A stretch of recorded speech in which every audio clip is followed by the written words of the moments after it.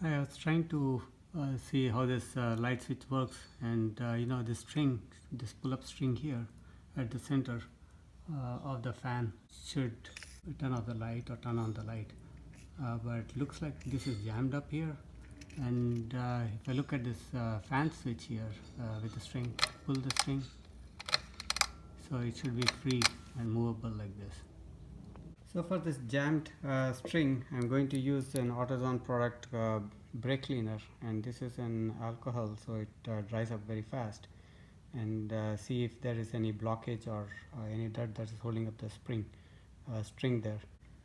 So this particular plate has been opened up, and you can see now that there is a switch behind this, and this is the switch for the light, and there's a switch inside, and that switch is this is for the fan with the switch with the string there. Usually when people just try to jump and pull the string, this gets jammed up. So what I did was I applied the brake cleaner and tried to pull it up, but looks like it was it was totally jammed there.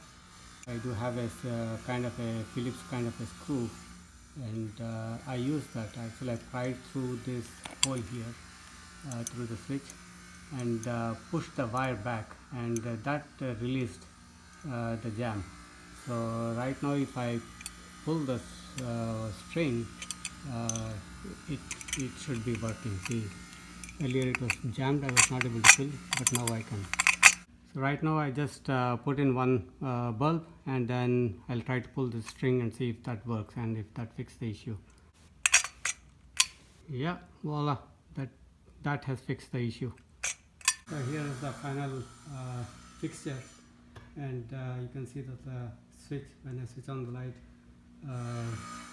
the fan and the switch work on the other end, but here, since the strings have been pulled, so it's off.